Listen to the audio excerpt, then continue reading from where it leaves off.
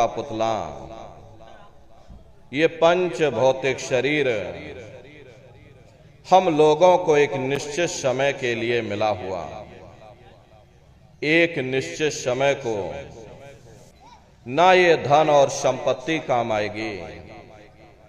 जीवात्मा को निकाल करके इस शरीर से बाहर कर दिया जाएगा।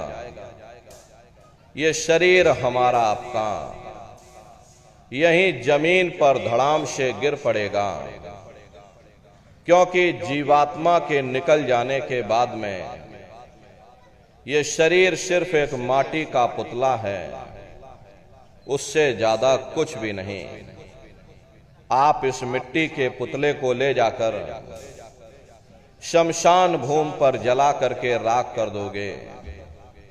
हमारा आपका नाम, हमारी आपकी जात और बिरादरी उसी शमशान भूमि पर जल करके राख हो जाएगी।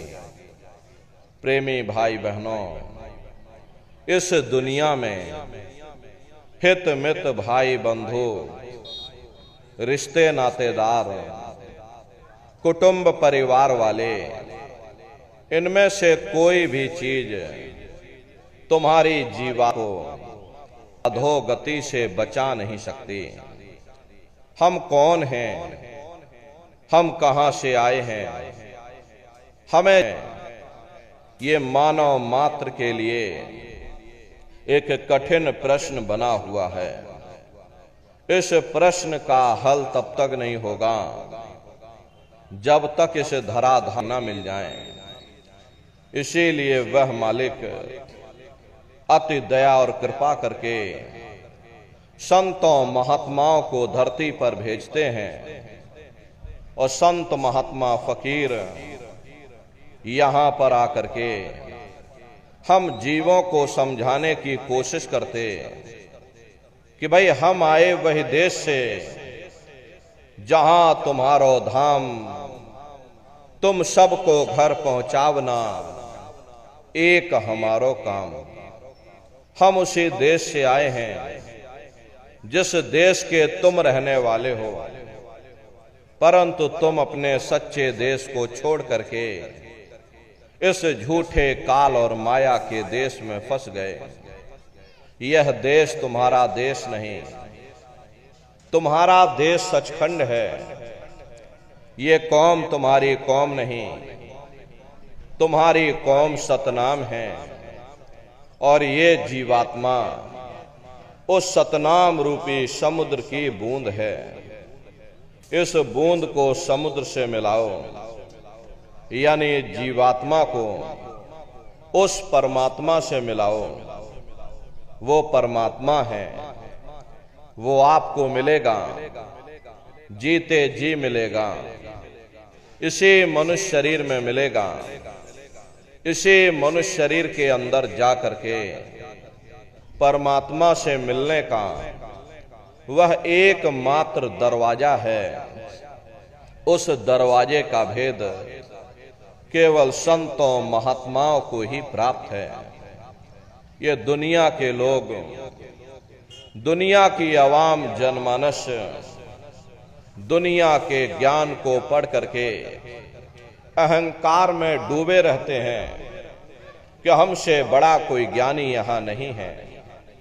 लेकिन उनको ये नहीं मालूम, जहां ये दुनिया का ज्ञान समाप्त होता है, उसी के सिर की चोटी से ये आध्यात्मवाद, आत्मा और परमात्मा का ये गूढ़ ज्ञान, रहस्य विज्ञान प्रारंभ होता। उस विज्ञान को पाने के लिए सबसे पहले यह जरूरी है कि पहले आप लोग मानवतावादी बनो, मानव धर्म और मानव कर्म को अपनाओ। अरे मानव धर्म क्या है? इंसान इंसान के काम आवे, एक दूसरे की निस्वार्थ भाव से सेवा करे, सत्य, दया, अहिंसा, परोपकार आदि गुणों को अपने जीवन में उतार करके और किसी संत महात्मा की खोज करके उनके बताए हुए रास्तों पर चल करके उस मालिक की भक्ति करके अपनी जीवात्मा का कल्याण करा ले, यही इंसान का सबसे बड़ा मानव धर्म है। लेकिन आज इस कलिकाल में ये दुनिया की अवाम जनमानस इंद्रियों के भोग और वासनाओं में, शराबों और कबाबों में, मांस और मदिरा में सुख ढूंढने की कोशिश कर रही। ये चरित्र पतन जैसे कार्यों को अपना करके ये अवाम जनमानस कैसे सुखी हो सकती है? पहले अपने चरित्र जैसे धन को इकट्ठा करो, क्योंकि चरित्र ही सब कुछ है। चरित्र ही मानव धर्म की पूंजी है। ये दुनिया भर के रगड़े झगड़े, पिता पुत्र में लड़ाई, आदमी औरत में लड़ाई, घर परिवार में लड़ाई, समाज में लड़ाई, जातियों में लड़ाई, मुल्क में लड़ाई। हरे न नारियों, ये इंसानों का काम नहीं है, ये हैवानों का काम है। इसलिए पहले आप इंसान बनो, चरित्रवान बनो, महात्माओं के नजदीक आओ। वे जो दया का प्रसाद, अपने निज घर को जाओ, जहां न फिर जन्मना है और ना ही फिर मरना है। इसीलिए हमारे गुरु महाराज परम संत बाबा जय गुरुदेव जी महाराज ने आवाम जनमानस के बीच में ये आवाज लगाई है, क्या इंसानों, तुम अपने मानव धर्म के रास्ते पर वापस आ जाओ और इस मानव मंदिर में बैठ करके भगवान का सच्चा भजन करो, जिससे तुम्हारी ये जीवात्मा नरकों में जाने से बच जाए। अरे हम माने ना माने, लेकिन संत महात्मा त्रिकालदर्शी होते हैं, वे सब कुछ जानते हैं। अगर हम उनके वचनों को मान जाएंगे तो हम लोग बच जाएंगे, नहीं तो खाई और खंदक में जा करके गिर जाएंगे। इसीलिए अभी वक्त है उस मालिक से सच्ची प्रार्थना करने का, भगवान के सामने अपने गुनाहों की माफी मांगने का। धर्म मजहब के नाम पर लड़ने झगड़ने का नहीं, जात बिरादरी के नाम पर लड़ने झगड़ने का नहीं। अरे हमने बहुत लड़ लिया, बड़े बड़े झगड़े और फसादे की, बड़ी बड़ी नुक्ताचीनी की, सिवाय नफरत के हमको क्या मिला? नफरत की ऐसी ज्वाला जली जिसमें घर जल गया, परिवार जल गया, समाज जल गई, जातियां जल गईं, अब सारा देश जल उठा। इसीलिए सारी मानवता बहुत थक गई। हर कोई ऐसी छांव चाहता है जहां उसे ठंडक मिले, शांति और सुकून मिले। और ये सब वहीं मिल सकते हैं जहां शांति के संदेश होते, सुकून के संदेश होते, मानव धर्म और मानव कर्म के संदेश होते। और ये संदेश केवल संत महात्मा फकीर देते हैं, जो समदर्शी होते हैं, जो समस्त जीवों के अंदर उस प्रभु के अंश को देखते हैं। ऐसे समदर्शी उन महात्माओं की खोज करो। ये मत देखना कि महात्मा किस जाति के हैं, महात्मा किस बिरादरी के हैं। अरे जातियां कर्म के अनुसार बनाई गई, जन्म के अनुसार नहीं। मनुष्य की एक ही जाति है, वह है मानव जाति। और इसी मानव जामे में बैठ करके हमें उस मालिक की भक्ति करनी है। प्रेमी भाई बहनों, सुपच जाति के भंगी थे। रैदास जी महाराज जाति के हरिजन थे और मीराबाई जाति की छत्राणी थीं। अगर वे सब उस मालिक को प्राप्त कर सकते हैं तो आप भी उस मालिक को प्राप्त कर सकते हो। लेकिन बगैर महात्माओं के, बगैर गुरु के कोई भी जीव इस संसार समुद्र से ना कोई पार हुआ और ना ही कोई हो सकता। ये समुद्र ऐसा है जिसके ना इस किनारे का पता न उस किनारे का पता, कोई नहीं जान सकता है ये दुनिया कब बनी, कितनी बार प्रलय और महाप्रलय हो गई। लेकिन इतना जरूर मालूम है, जिस दिन से दुनिया बनी है हम लोग यहीं पर भटका खा रहे। अगर इधर से हवा चली, नैया हमारी उधर चली गई और कहीं उधर से हवा चल गई, हमारी नैया डगमगाते हुए उधर चली गई। न जाने कितने युग और कल्प बीत गए, लेकिन हमारे जीवन की नैया आज तक इस भवसागर से किनारे नहीं लगी। इसलिए न नारियों, सौभाग्य से वक्त का इतना बड़ा वरदान आपको मिला, ये मानव तन आपको मिल गया। न जाने किस महात्मा की दया हो गई, न जाने कौन से जन्म जन्मांतरों के शुभ पुण्य कर्म उदय हो गए जो आपको ये मनुष्य शरीर मिल गया। अरे अब की बार ये मौका तुमको मिल गया है, मिली नरदेह यह तुमको, और बनाओ काज कुछ अपना, पचो मत या इस जग में, जानियो रैन का सुपना। प्रेमी भाई बहनों, जैसे रात में हम लोग स्वप्न देखते हैं, हालांकि उस समय पर हमें स्वप्न सच मालूम पड़ता है, असली प्रतीत मालूम होता है।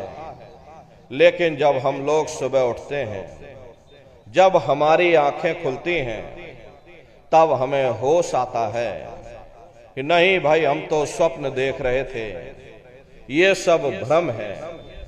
ठीक उसी प्रकार से ये दुनिया भी 10-20-100 साल का स्वप्न है।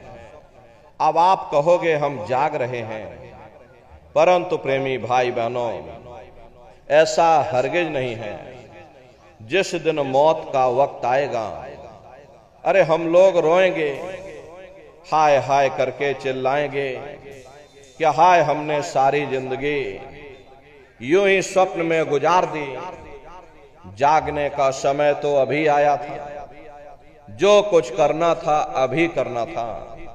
लेकिन प्रेमी भाई बहनों, अब पछताए होत क्या, जब चिड़िया चुग गई खेत। महात्मा प्रेम से जीवों को समझाते हैं कि भाई देह और ग्रह सब झूठा, और भरम में काहे को खपना। ये घर बार हमारा अपना नहीं, अरे पराया देश है। ये सराय खाना है, ये मुसाफिर खाना है। ये शरीर भी तुम्हारा अपना नहीं, ये भी काल का पिंजरा है, किराए का मकान है, पराया मकान है। किसी को 40-50 साल के लिए मिला, किसी को 80-90-100 साल के लिए मिल गया। जितने जितने श्वास उस मालिक ने बख्शे हैं, उसे भुगतने के बाद में हमें शरीर को यहीं छोड़ जाना। श्वास दुधारा नित्य ही जारी, एक दिन खाली चाम।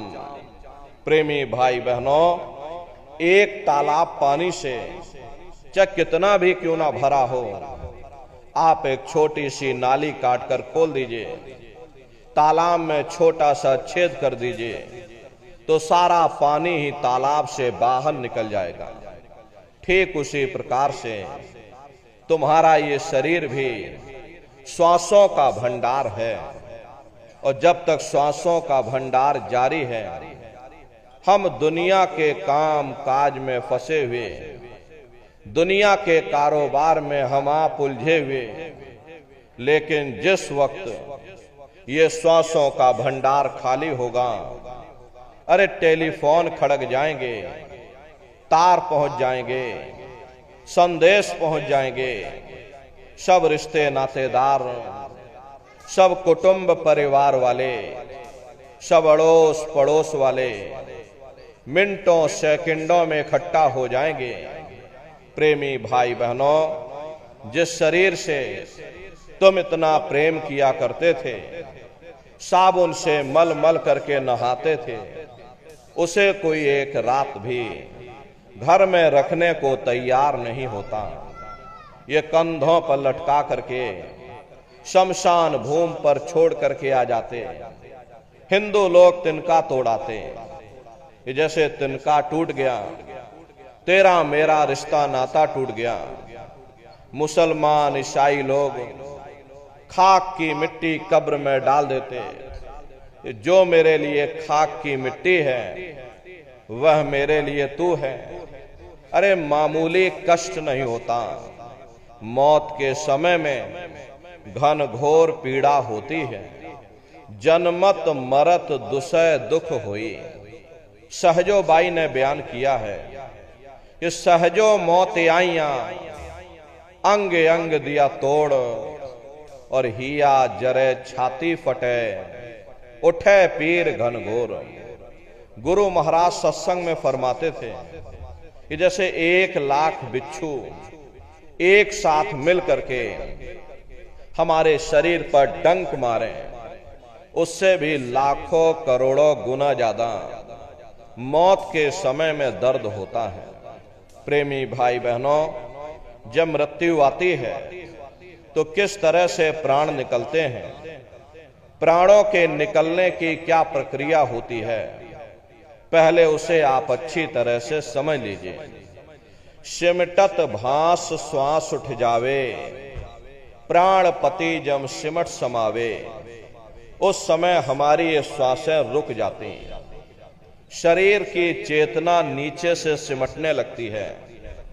तो सबसे पहले गुदा चक्र टूटता है, क्योंकि गुदा चक्र में पृथ्वी का वास होता है। गुदा चक्र टूट करके ऊपर इंद्रिय चक्र में समा जाता है।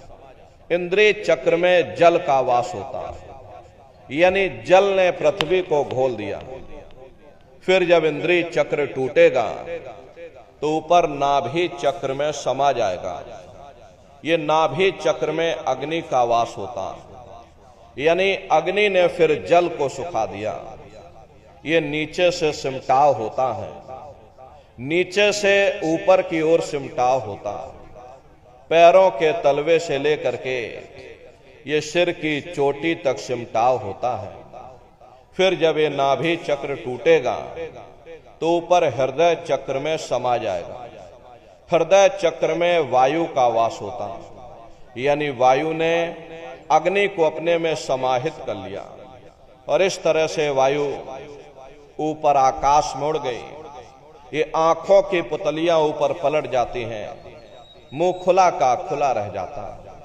अरे महात्मा कहते हैं, जब यह कर्म कला उपजावे और बुद्धि सुरत की आन दबावे, जब यह जीवात्मा पांचों तत्वों को लांग करके जल पृथ्वी अग्नि वायु आकाश पांचों तत्वों को लांग करके ऊपर आती है, तो काल दाढ़ में आन दवानी, और जब ढर के नैनन से पानी, जब काल अपनी दाढ़ में दबाता है उस समय नेत्रों से पानी निकलता, इंद्रियां टूट टूट करके चकनाचूर हो जाती, सब नात रिश्तेदार खड़े रह जाएंगे, लगे टकटके दिखे न भाई, वाह समय को करे सहाय। उस समय मरने वाला टकटकी लगाकर देखता है कि कोई मेरी मदद कर दे, कोई मेरी सहायता कर दे, अरे कोई मुझे बचा ले। लेकिन प्रेमी भाई बहनों, सब नात रिश्तेदार खड़े रह जाते, भाई बंधु सब देखते रह जाते, डॉक्टर वैद्य हकीम सब आपको घेरे रह जाते, लेकिन उस समय आपको कोई बचा नहीं पाता। जम के दूत घेर चौफेरा और निक्षय प्राण छोड़ के डेरा। यमदूत आते हैं, प्राणों की डोरी को तोड़ देते हैं और जीवात्मा को खींच करके इस शरीर से बाहर कर दिया जाता है। जैसे ही जीवात्मा शरीर से अलग हुई, ये शरीर हमारा मिट्टी हो जाता है। अरे इस मिट्टी को ले जा करके तुम शमशान भूमि पर जला करके राख कर देते। हाड़ जले जैसे लाकड़ी, केस जले जैसे घास, कंचन जैसी ये काया ढह गई और कोई ना आवे पास। ये कहानी हमारी आपके यहीं समाप्त हो गई। ये जात बिरादरी के रगड़े झगड़े, ये नाम, ये रुतबा, ये शानो शौकत, ये पद और प्रतिष्ठा, ये प्रधानी और ये कलेक्टरी, ये सब तुम्हारी यहीं पर समाप्त हो गई। लेकिन उधर देखो क्या होता, तुम्हारी जीवात्मा को ले जाकर के ऊपर धर्मराज की कचहरी में पेश कर दिया जाएगा। वहां पलक झपकते ही तुम्हारे अच्छे और बुरे कर्मों का हिसाब किताब हो जाएगा। धर्मराज तुमको सजा सुना देंगे कि ले जाओ इनको फलाने नरक में डाल दो, क्योंकि मैंने इनको मौका दिया था जब ये मां के घर में उल्टे लटके हुए थे, सिर इनका जब नीचे था और पैर जब इनके ऊपर थे, मां के घर में जब ये उल्टे लटके हुए थे, जठराग्नि में जब ये तप रहे थे, उस समय इन्होंने मुझसे प्रार्थना की थी कि हे मालिक, अब प्रभु कृपा करो वे भांति और सब तज भजन करे दिन राती। कि हे परमात्मा, इस बार हमको मौका दे दो, हमको मनुष्य शरीर दे दो, हम भजन करेंगे, भक्ति करेंगे, हम अपनी जीवात्मा का कल्याण करेंगे। तो मैंने इनकी प्रार्थना को स्वीकार कर लिया और इनको मैंने सुंदर सा ये मनुष्य शरीर दे दिया और कह करके मैंने भेजा था कि भाई ये मनुष्य शरीर ये किराए का मकान है, ये तुम्हारा अपना नहीं है। अगर ये तुम्हारा अपना होता तो हमेशा तुम्हारे पास रहता। ये तुम्हारा अपना नहीं, ये मैंने तुमको कुछ समय के लिए किराए का ये मकान दिया है। हाँ, तुम अपनी जीवात्मा को मेरे किराए के मकान में बैठा करके मालिक की भक्ति करके समय रहते अपनी जीवात्मा को जगा लेना, अपनी जीवात्मा का कल्याण करा लेना। मैंने कुछ समय के लिए तुम सबको ये किराए का मकान दिया है और जब समय पूरा होगा तो मैं अपने सिपाहियों को ऊपर से भेजूंगा और उस समय पर तुम मेरे किराए के मकान को खाली कर देना। लेकिन इतना ध्यान रखना कि जैसा साफ सुथरा मैंने तुमको ये किराए का मकान दिया है, वैसा ही साफ सुथरा तुम मुझको वापस लौटाना। लेकिन इस किराए के मकान में बैठ करके इन्होंने बुरे खोटे पाप कर्म कर डाले। मेरे किराए के मकान को इन्होंने अपने कर्मों से गंदा कर दिया, इसलिए कर्मों की सजा इनको मिलेगी। ले जाओ इनको फलाने नरक में डाल दो। अरे महात्मा कभी झूठ नहीं बोलते। महात्माओं ने जब साधना किया, साधना करके जब ऊपर गए और ऊपर जा करके जब उन्होंने नरकों का हाल देखा, कि हमारी आपकी जानकारी के लिए प्रेमी भाई बहनों, उन्होंने धर्म ग्रंथों में लिख दिया कि लोह के खंभ तपत के माही और जहां जीव को ले चिपटाई, वहां बड़े बड़े लोहे के खंभे अग्नि से धधक धधक कर लाल हो रहे हैं। ऐसे खोटे जीवों को उन्हीं खंभों के ऊपर लिटा दिया जाता है।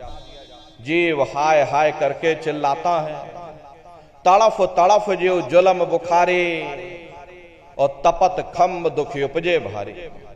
असहनीय वेदना होती है, असहनीय दुख और दर्द होता, जीव वहां रोता और चिल्लाता रहता। लाखों लाख जोजन मील तक तुम्हारे रोने चीखने चिल्लाने की आवाज उन नरकों से होकर के गुजरती है। लेकिन प्रेमी भाई बहनों, वहां कोई तुम्हारी पुकार सुनने वाला नहीं, कोई तुम्हारी दर्द भरी आवाज को सुनने वाला नहीं। ये दुर्दशा क्यों हो गई? क्योंकि हम लोग मन मुखी हो गए, मन के कहे पर चलने लग गए। मन के कहे पर चल करके बुरे खोटे पाप कर्म करने लग गए। कर्मों का ये जखीरा अंबार के अंबार हमने अपने सिर पर लाद लिए। आज उन्हीं कर्मों का हम आप भोग पा रहे। अरे महात्मा कहते हैं कि नर के अनेक अने और हैं, कहां लग कहूं बखान। दुख भुगते यह जीव जो जाने जो भोग समान। कहते भाई एक नरक नहीं, ऐसे वहां पर अनेकों अनेक नरक बने हुए। गरुड़ पुराण में 36 प्रकार के नरकों का वर्णन किया गया। कुंभी नरक निदान यह है, पड़े जीव जग जाए, सिर समेत डूबा रहे और सदा नरक के माही। कुंभी कहते हैं घड़े के आकार का बड़ा विशाल नरक वहां बना, दुनिया भर का मवाद उसमें भरा, बड़ी भारी बदबू उसमें से आती, जीवों को ले जाकर उसी में डाल दिया जाता। कुंभी नरक कल्पलो वासा, मुख में नरक नाक में श्वासा। कल्पलो वासा यानी 1000 चौकड़ी युग का एक कल्प होता है, और कल्पलो वासा यानी युगों युगों तक ये जीव नरकों की सजा को भोगता रहता। और नरकों की सजा भोगने के बाद में इन्हीं जीवों को सीधे मनुष्य शरीर आपको दोबारा नहीं मिलेगा, बल्कि ले जाकर के 4 खान 84 लाख योनियों में डाल दिया जाएगा। जैसे बच्चा होता है, अब बच्चा पहले कक्षा 1 पास करेगा, फिर कक्षा 2 में जाएगा। ऐसे ही प्रेमी भाई बहनों वहां पर भी पूरा चैनल बना हुआ। नरकों की सजा भोगने के बाद में इन्हीं जीवों को 4 खान 84 लाख योनियों में डाल दिया जाता है। ये 4 खान 84 लाख योनियां ये कोई मामूली योनियां नहीं होती। 4 खान का मतलब होता है अंडज पिंडज उपमज स्थावर, ये 4 खाने होती हैं। पहली श्रेणी तो इन पेड़ पौधों की आती है जिनके अंदर पानी का तत्व मौजूद होता है। कभी ये भी मनुष्य हुआ करते थे, लेकिन आज अपने कर्मों का ये भोग पा रहे। एक जगह पर पेड़ बनके खड़े हुए। दूसरी श्रेणी कीड़े मकोड़ों की आती है जिनके अंदर पृथ्वी और अग्नि का तत्व मौजूद होता है। तीसरी श्रेणी पंछियों की आती है। चौथी चौपाए जानवरों की आती है, और 5वीं स्वयं इंसानों की आती है, जिसके अंदर 5 तत्व जल पृथ्वी अग्नि वायु आकाश 5 तत्व मौजूद होते हैं। प्रेमी भाई बहनों ये 4 खाने हैं, इनकी अलग अलग कुल 84 लाख योनियां होती हैं। अब आप पेड़ पौधों को देखिए तो आम का पेड़ अलग है, नीम का पेड़ अलग है, पीपल का पेड़ अलग है। ऐसे अलग अलग प्रजातियों के कीड़े मकोड़े, अलग अलग प्रजातियों के पशु और पंछी, कुल मिलाकर के 84 लाख योनियां हैं। हम दुनिया के जीव नरकों की सजा भोगने के बाद में इन्हीं 84 लाख योनियों में डाल दिए जाते हैं। अरे मामूली कष्ट नहीं होता। हमको आपको गर्मी लग गई तो हम लोग देखो छाया में आ गए, सर्दी लग गई कंबल रजाई ओढ़ लिया, भूख लग गई भोजन कर लिया, बीमार हो गए अस्पतालों में चले गए, अपना अपना इलाज करवा लिया। लेकिन देखो उन जानवरों को, क्या गर्मी, क्या सर्दी और क्या बरसात। एक एक रोटी के टुकड़े के लिए बेचारे दर बदर रोड पर भटकते रहते। किसी का हाथ कट गया, किसी का पैर कट गया, किसी को आपने जीते जी काट डाला, मुर्गी की पकड़ करके गर्दनी घुमा डाली। अरे उनको भी दर्द होता है, उनको भी तकलीफ होती है, लेकिन वे बेचारे बेजुबान हैं, कुछ बोल नहीं पाते हैं, कुछ बता नहीं पाते हैं। हम लोगों के अंदर ये जुबान है, हम लोग बोल बता देते हैं। वे सिर्फ रोते और चिल्लाते रहते। अरे कौन उनकी पुकार सुनने वाला, कौन उनकी दर्द भरी आवाज को सुनने वाला, कौन सी अदालत में जाकर के वे बेचारे दरवाजा खटखटाएं, या कौन मजिस्ट्रेट उनकी फरियाद को सुनेगा। प्रेमी भाई बहनों, कोई सुनने वाला नहीं है। अरे कई जन्म भय कीट पतंगा, कई जन्म भय मीन कुरंगा, कई जन्म पंखी सर पोयो, कई जन्म हैवर वृक्ष जोयो, मिल जगदेश मिलन की वरिया और चिरंकार यह देश सजरिया। करोड़ों करोड़ युगों से हम आप नरकों की सजा भोगने के बाद में फिर कभी कीड़े पतंगों की योनि में डाल दिए जाते, कभी पेड़ पौधों की योनि में डाल दिए जाते, तो कभी हम लोगों को पशु और पंछियों की योनि में डाल दिया जाता है। प्रेमी भाई बहनों, 84 लाख योनियों की सबसे जो आखिरी योनि होती है वो गाय और बैल की योनि होती है। अरे गाय स्त्री का रूप लेती है और बैल पुरुष का रूप लेते हैं। ये 84 लाख योनियों की सबसे आखिरी योनि यानी कि अंतिम पायदान होता है। उसके बाद तब जाकर के हम लोगों को दोबारा फिर से मनुष्य शरीर प्राप्त होता। इसीलिए कहा गया कि बड़े भाग्यमान उस तन पाया, कोट जन्म जब भटका खाया। कोटान कोट जन्म जन्मांतरों तक अलग अलग योनियों में भटकने के बाद में तब बड़े सौभाग्य से तुम लोगों को ये मनुष्य शरीर प्राप्त हुआ है।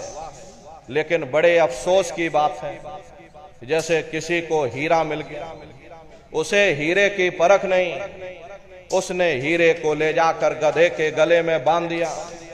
ठीक उसी प्रकार से ये मनुष्य शरीर उत्तम से उत्तम है, लेकिन इंसान इसकी कद्र नहीं करता।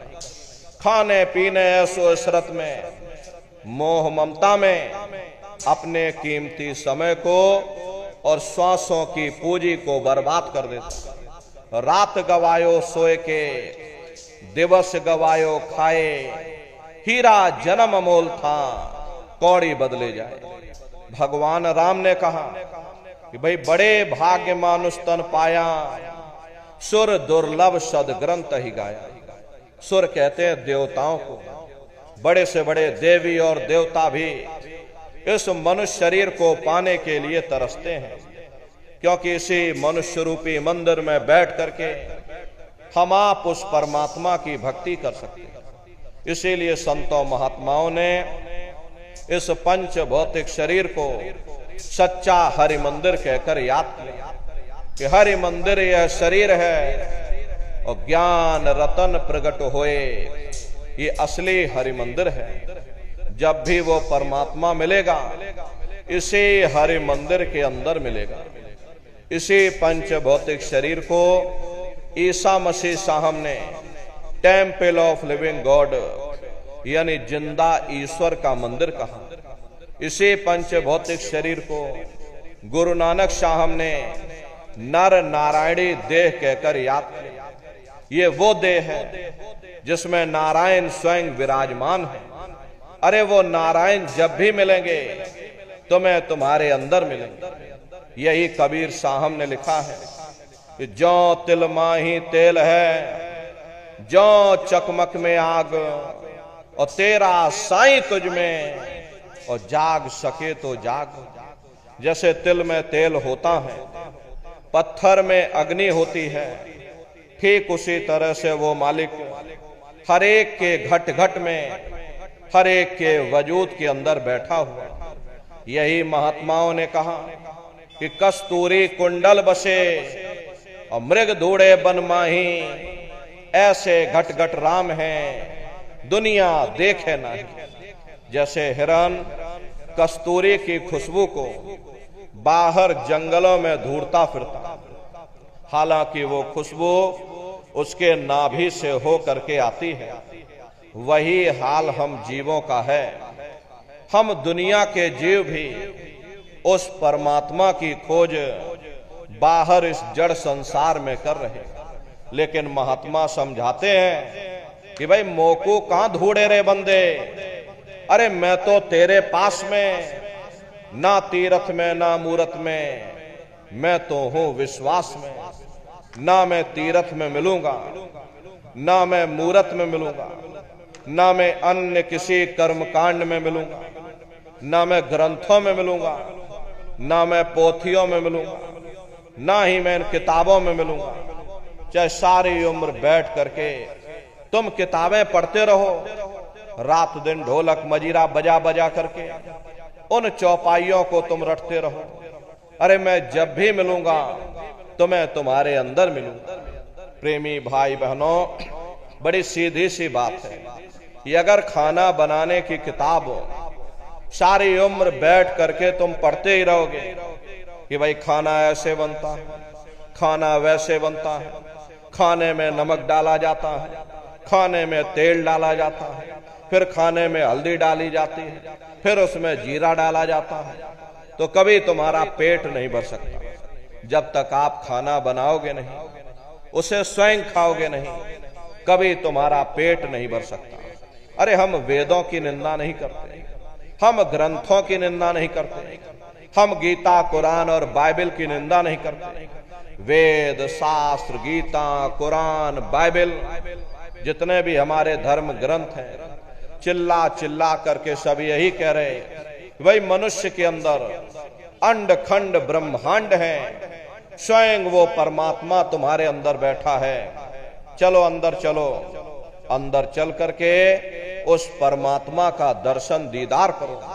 अब सवाल ये उठता है भाई आखिर हम अपने अंदर जा करके उस परमात्मा का दर्शन कैसे करेंगे? तो इसके लिए संतों महात्माओं ने केवल 3 साधन बताए। साधन 3 सारे वर्णे और साधन सब थोथे मान।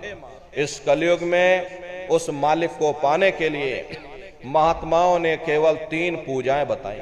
पहला है सुमरन, दूसरा है ध्यान और तीसरा है भजन। सुमरन कहते हैं अपने गुरु को याद करना, ध्यान कहते हैं अपनी दिव्य दृष्टि को खोलना, और भजन कहते हैं कान में उंगली डाल करके उस शब्द को सुनना, उस नाम को सुनना, उस देववाणी आकाशवाणी को सुनना जो 24 घंटे तुम्हारे सब के अंदर गूंज रही। प्रेमी भाई बहनों, ये सुरत शब्द नाम योग की साधना है। जितने भी महात्मा धरती पर आए उस मालिक को पाया, सुरत शब्द नाम योग की साधना करके ही पाया। देखिए सबसे पहले कबीर साहब आए, कबीर साहब ने सुरत शब्द नाम योग की साधना जारी की।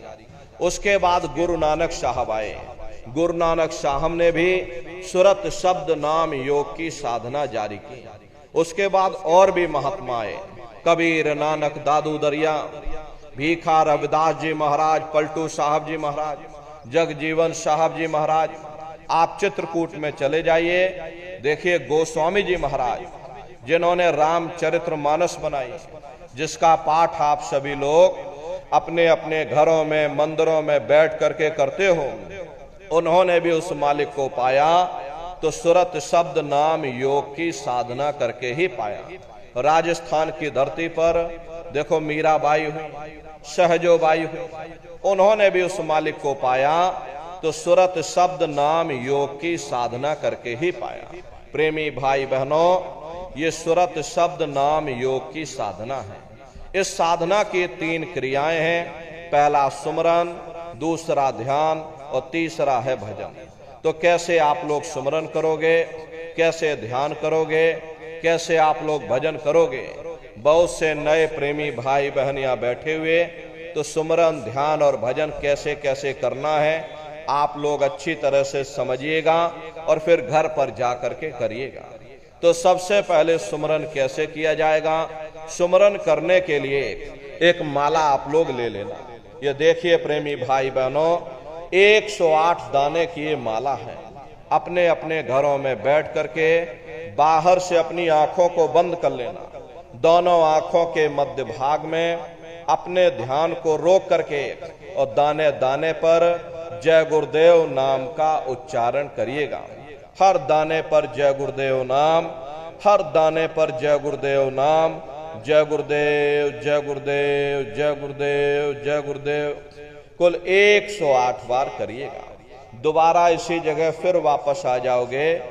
जब आप जय गुरुदेव नाम का उच्चारण करोगे तो दोनों आंखों के मध्य भाग में अपने ध्यान को रोक करके और दाने दाने पर जय गुरुदेव नाम का जाप करिएगा।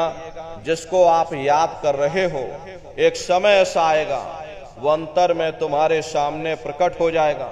उसके स्वरूप को देख लेना, फिर उसी के स्वरूप को याद करके जय गुरुदेव नाम का सुमरन सभी नए प्रेमी भाई बहन करिएगा। दूसरी बार फिर यहीं से जय गुरुदेव नाम का सुमरन, तीसरी बार फिर यहीं से जय गुरुदेव नाम का सुमरन। इस तरह से कुल 8 बार जय गुरुदेव नाम का सुमरन सभी नए प्रेमी भाई बहन करिएगा। और 8 बार करने के बाद में ये माला आप रख देना। प्रेमी भाई बहनों, ये जय गुरुदेव नाम किसी साधारण इंसान का नाम नहीं, ये स्वयं उस अनामी महाप्रभु का नाम है। समय समय पर संत महात्मा फकीर अपने अपने समय पर आकर के अपनी साधना के द्वारा उस मालिक के नाम को जगाते हैं, उस मालिक के नाम को सिद्ध करते हैं। जैसे कबीर साहब आए, कबीर साहब ने साहिब नाम सिद्ध किया। गुरु नानक साहब आए, गुरु नानक साहब ने वाहिगुरु नाम सिद्ध किया। गोस्वामी जी महाराज आए, गोस्वामी जी महाराज ने राम नाम सिद्ध किया। मीराबाई आई, मीराबाई ने गिरधर नाम सिद्ध किया। सूरदास जी महाराज आए तो सूरदास जी महाराज ने श्याम नाम सिद्ध किया। इसी तरह से हमारे गुरु महाराज जय गुरुदेव नाम सिद्ध करके गए। जय गुरुदेव नाम का जहाज लगा कर गए।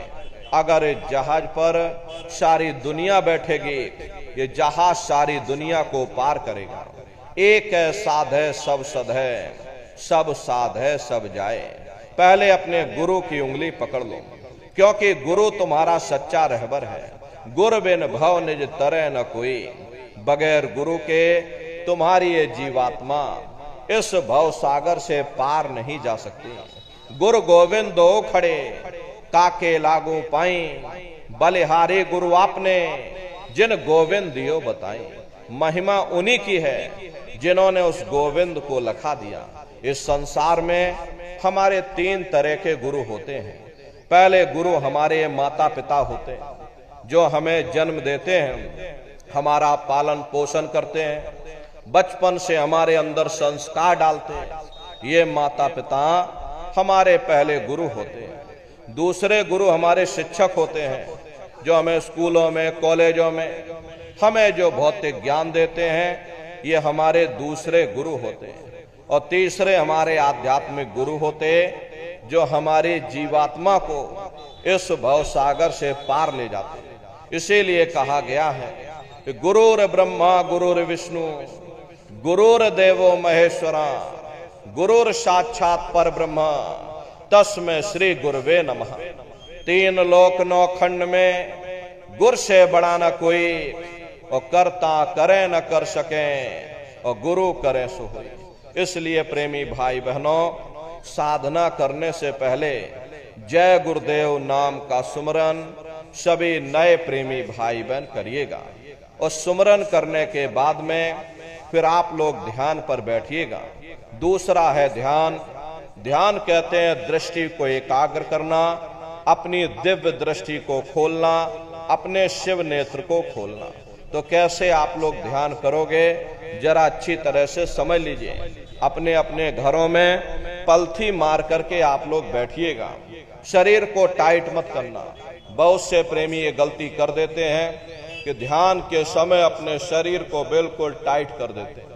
यदि आप अपने शरीर को टाइट कर दोगे, ये शरीर आपका थक जाएगा, फिर शरीर ढीला पड़ जाएगा, फिर जैसे के तैसे हो जाओगे। इसलिए पहले से ही अपने शरीर को बिल्कुल ढीला छोड़ देना। जितना आराम से आप बैठोगे उतना आपके लिए अच्छा रहेगा। तो अपने अपने घरों में पलथी मार करके और ढीले बदन से आराम से बैठ जाना। बाहर से अपनी आंखों को बंद कर लेना और दोनों आंखों के मध्य भाग में दूर सामने देखिएगा, सामने आपको अंधेरा दिखाई पड़ेगा। जब आप अपने बाहर की आंख को बंद कर लोगे और अंतर में सामने देखोगे तो सामने आपको अंधेरा दिखाई देगा। बस उसी अंधेरे में एक जगह पर आप अपनी दृष्टि को रोकिएगा। होशियारी यही रहे ये आंखों की पुतलियां हिलने ना पाए। शुरुआती समय में ये आंखों की पुतलियां अंदर अंदर हिलेंगी, लेकिन जब आप रोज रोज अभ्यास करोगे, करत करत अभ्यास थे जड़ मत होत सुजान, जब रोज रोज अभ्यास करोगे तो आंखों की पुतलियां हिलना बंद हो जाएंगी। तो दूर सामने अंधेरे में एक जगह पर आप अपनी दृष्टि को रोकिएगा या उस अंधेरे को लगातार देखते रहना। दृष्टि अपने आप अंधेरे में रुक जाएगी। उस समय किसी के बारे में सोचना नहीं, किसी के बारे में विचार मत करना, शरीर को बिल्कुल हिलाना नहीं, सुन्न हो करके, शांत चित्त हो करके बस सामने उस अंधेरे को लगातार देखते रहो। जितना देर आपसे बन सके आप उस अंधेरे को लगातार देखते रहिएगा। देखते देखते देखते देखते एक समय ऐसा आएगा कि आपकी ये दृष्टि उस अंधेरे में रुक जाएगी, और जैसे ही आपकी दृष्टि अंधेरे में रुकेगी तो सुई की नोक के बराबर काले में भी काला बिंदु, बड़ा चमकीला बिंदु होगा, तारे की तरह चम चम चम चम चमकेगा। वो चमकता हुआ तारे जैसा बिंदु आपको सामने दिखाई पड़ेगा। वही बिंदु दरवाजा है, वही बिंदु खिड़की है। उसी को हरि का द्वार यानी कि हरिद्वार कहा गया। बहुत विशाल वो दरवाजा है। ये संसार कुछ नहीं है। ऐसे लाखों संसार इकट्ठे करके एक साथ दरवाजे के अंदर डाल दो, पता तक नहीं चलेगा। इतना विशाल वो हरि का द्वार तुम्हारे सब के अंदर बना हुआ है। एक छोटे से बीज को लेकर के हम आपसे कहें कि इस बीज के अंदर बहुत बड़ा पेड़ है तो आप भरोसा नहीं करोगे, लेकिन उस छोटे से बीज को जब आप जमीन में गाड़ दोगे, थोड़ा खाद पानी दोगे, वो बीज अंकुरित हो जाएगा। उसमें से विशाल लताएं भी निकलेंगी, विशाल वृक्ष का रूप भी लेगा, उसमें से फल और फूल भी निकलेंगे। इसी तरह से आप सभी के अंदर सुई की नोक के बराबर तारे की तरह छोटे से छोटा चमकता हुआ बिंदु है। उस बिंदु के अंदर बड़े बड़े ब्रह्मांड बसे हुए हैं। वो तारे जैसा चमकता हुआ बिंदु आपको सामने दिखाई पड़ेगा, और जब वो बिंदु सामने दिखाई पड़ जाए तब आप अपनी दृष्टि को उस बिंदु पर एकाग्र कर देना। और जब आप अपनी दृष्टि उस बिंदु पर एकाग्र कर दोगे तो वही बिंदु दरवाजा है। वो दरवाजा खुल जाएगा, ये शिव नेत्र खुल जाएगा, ये दिव्य दृष्टि आपकी खुल जाएगी और आप दरवाजे के अंदर दाखिल हो जाओगे। एक बार प्रेमी भाई बहनों ये दिव्य दृष्टि खुल जाए, फिर क्या भूत, क्या भविष्य, क्या वर्तमान, कोई भेद आपसे गुप्त नहीं रहेगा। लाखों वर्ष पहले क्या हुआ था, भविष्य में क्या होने वाला है, अरे आप अपने अपने घरों में बैठ करके और ध्यान लगा करके भूत, भविष्य और वर्तमान को देख सकते हो। तो यह है ध्यान करने का तरीका। एक बार फिर से समझ लीजिए कैसे आपको ध्यान करना है। अपने अपने घरों में पलथी मार करके बैठ जाना, बाहर से अपनी आंखों को बंद कर लेना, दोनों आंखों के बीचों बीच में दूर सामने देखिएगा, सामने आपको अंधेरा दिखाई पड़ेगा। बस उसी अंधेरे में एक जगह पर आप अपनी दृष्टि को रोकिएगा। उस समय किसी के बारे में सोचना नहीं, किसी के बारे में विचार मत करना, शरीर को बिल्कुल हिलाना नहीं, सुन्न हो करके, शांत चित्त हो करके बस सामने उस अंधेरे को लगातार देखते रहो। जितना देर आपसे बन सके आप उस अंधेरे को लगातार देखते रहना। देखते देखते देखते देखते एक समय ऐसा आएगा कि आपकी ये दृष्टि उस अंधेरे में स्थिर हो जाएगी, और जैसे ही आपकी दृष्टि अंधेरे में रुकेगी, तारे की तरह चमकता हुआ बिंदु आपको सामने दिखाई पड़ेगा। और जब वो चमकता हुआ बिंदु सामने दिखाई पड़ जाए तब आप अपनी दृष्टि को उस बिंदु पर एकाग्र कर देना। और जब आप अपनी दृष्टि उस बिंदु पर एकाग्र कर दोगे तो वही बिंदु दरवाजा है, और दरवाजा खुल जाएगा, ये शिव नेत्र खुल जाएगा, ये दिव्य दृष्टि आपकी खुल जाएगी और आप दरवाजे के अंदर दाखिल हो जाओगे।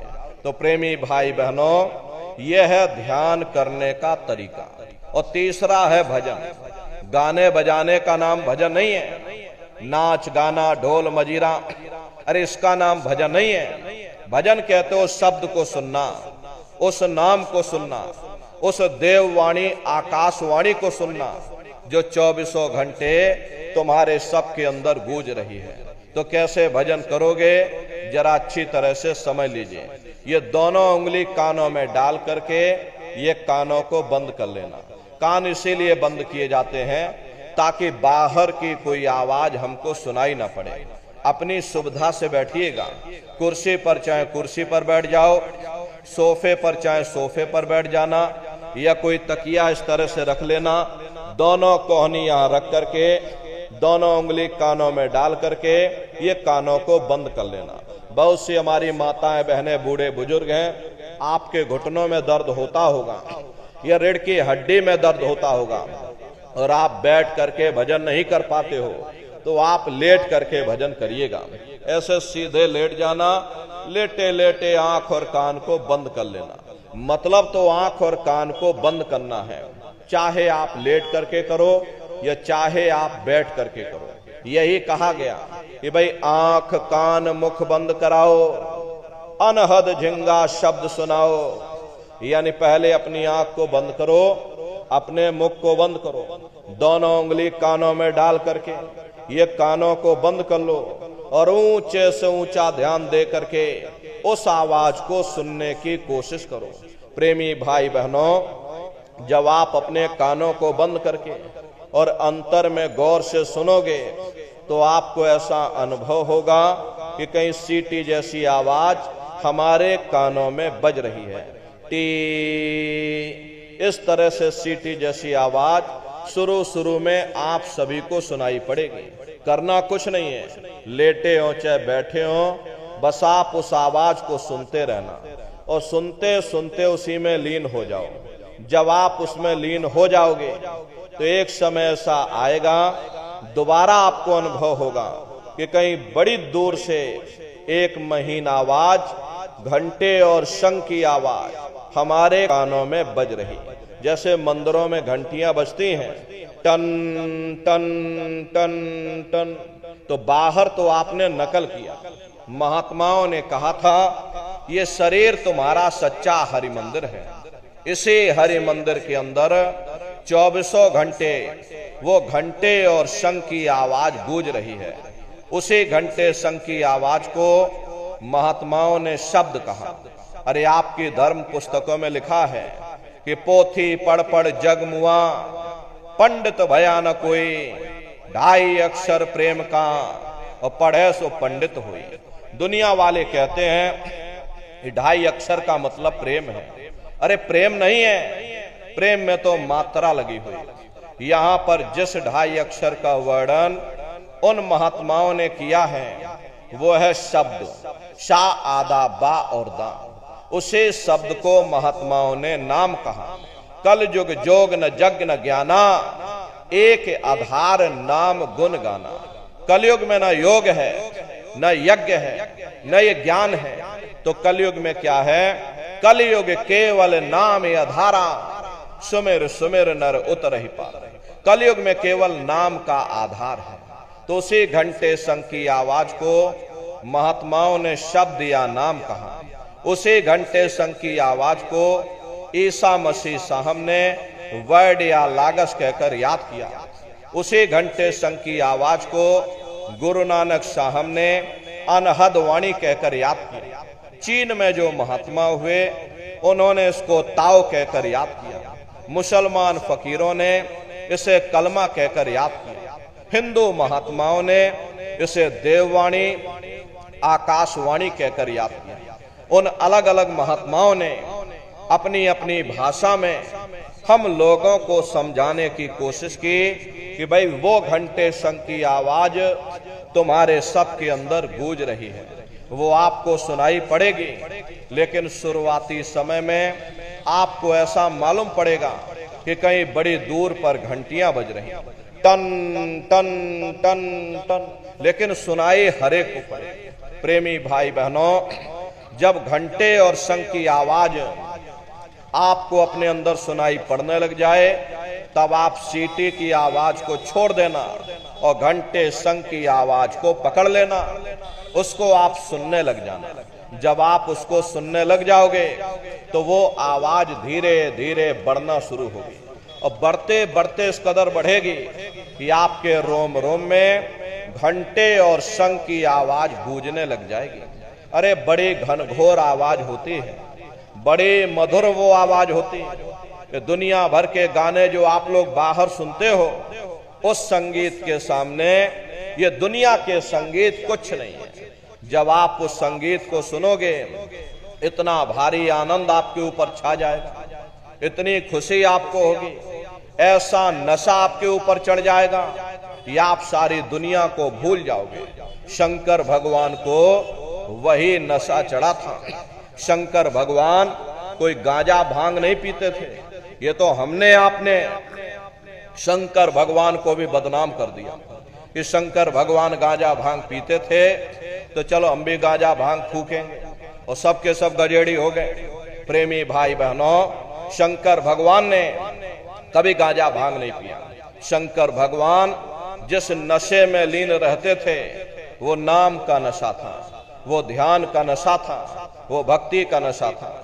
जब आप उस आवाज को सुनोगे तो आपको भी वो नशा चढ़ जाएगा, क्योंकि उस आवाज में चुंबक है। जब आप उस आवाज को सुनोगे तो वो आवाज आपको अपनी ओर खींचेगी, और जब खिंचाव होगा तो जीवात्मा का फैला हुआ प्रकाश 9 दरवाजों से सिमटने लगेगा। अब ये 9 दरवाजे कौन कौन से हैं? देखो प्रेमी भाई बहनों, अच्छी तरह से आप लोग समझिएगा, ये बहुत बड़ा है। दुनिया का विज्ञान जब समाप्त हो जाएगा तो ये विज्ञान होगा। यही सच्चा सनातन विज्ञान है जो ऋषियों मुनियों ने समझाया, जिसको ये संसार भूल गया और बाहरी पाखंड में और कर्म कांडों में उलझ गया। ये सनातन विज्ञान को समझने की जरूरत है। तो ये 9 दरवाजे कौन कौन से हैं? 2 कान, 2 नाक के सुराख, 1 मुंह, 2 मलमूत्र का रास्ता, ये शरीर के 9 दरवाजे हैं। दरवाजा गुदा चक्र आता है। गुदा चक्र में गणेश जी वास करते हैं। गणेश जी वहां के मालिक हैं। वल है, यहाँ पर पृथ्वी तत्व पाया जाता है। उसके ऊपर इंद्रिय चक्र आता है। इंद्रिय चक्र में ब्रह्मा जी वहां के मालिक हैं। ये 6 दल का कवल है। यहाँ पर जल तत्व पाया जाता है। उसके ऊपर ये नाभि चक्र आता है। नाभि चक्र में विष्णु जी वास करते हैं। विष्णु जी यहाँ भी चक्र में विष्णु जी वास करते हैं।